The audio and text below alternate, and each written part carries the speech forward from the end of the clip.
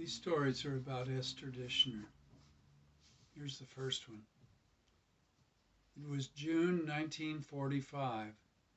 I had just finished the second grade at School 31. It was hot, and Mrs. Dischner had been crying all night, weeping actually. The newsreels from the concentration camp had been showing in the theaters, and what everyone knew was now being seen. It was true. Her whole family back in Germany had been murdered. We lived above the Dischners in a duplex, and I went downstairs to see her and to see if I could hug her to let her know I loved her. It was hot, and the back door screen wasn't locked, so I walked on in as I usually did. There she was, back to me, cooking as she always seemed to be. She heard me, turned around, wiped her hands on her ever-present apron, smiled, and opened her arms to me. She wasn't crying now, but she seemed different somehow.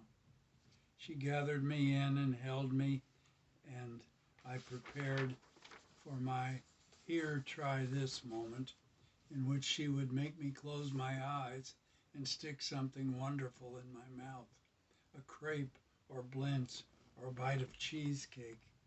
Sure enough, it came. Close your eyes, Jimmy.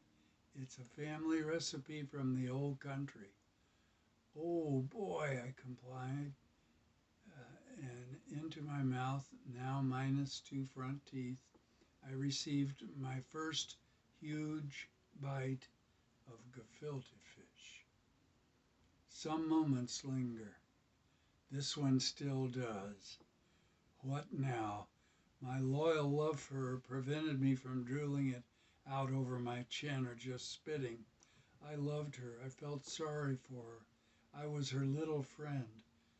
I swallowed, and every bit of couth and manners and resolve, embarrassment, and divine intervention kept it down. It was stinky fish meatloaf in a fishy cream sauce, and I still don't like to think of it. She looked at me, cocked her head for a moment, and just knew. You don't like it, do you?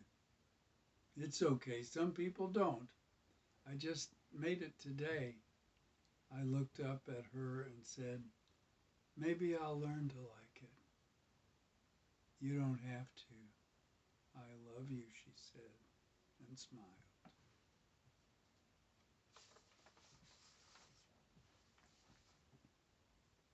The 20th of November, 2013 is the 70th anniversary of the Battle of Tarawa. I remember it as my first awakening to the horror of war. It occurred at the Granada Theater at Fountain Square a couple of weeks later, when the Pathé newsreels began to show between the films of the double feature. The one that rivets to my mind even yet is the scene of a Marine climbing up a sand dune 50 feet high, slowly and arduously, rifle in hand. When he reached the top, he peered over it and was immediately shot in the hand, his rifle flying from it and back down the hill. He dropped back down a foot or so and began to bleed from his mangled hand. Then, writhing in pain, began to slide and roll back down the dune in surprised anguish, trailing a path of blood all the interminably slow way down. I was 5 when I saw this, and it's still with me.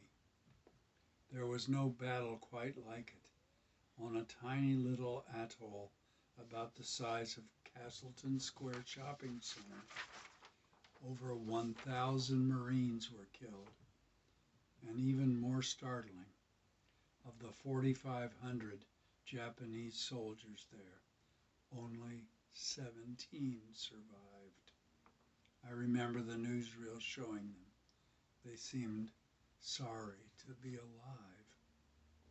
All during the war, we rented the apartment upstairs over our landlords, Jake and Esther Dischner. She had been rescued from Germany through France in 1940, sponsored by the Hebrew congregation here. They were married about the time we moved in the summer of 1941. I don't know the story of her survival, but I remember her as a loving, hands-on, apron-wearing, sweet-faced, sharer of life woman.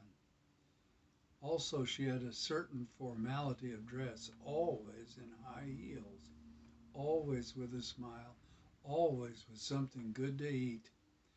Strike that last, always. Once I closed my eyes at her request, opened my mouth, and she slipped in a big piece of gefilte fish. It was one of those moments where there is no alternative. I swallowed twice. It went on down, and I have never eaten it since. But she made cookies, blintzes, and rye bread. It was wartime, and everything was rationed, including the ingredients of the things she made. But she had her ways. It wasn't just the food.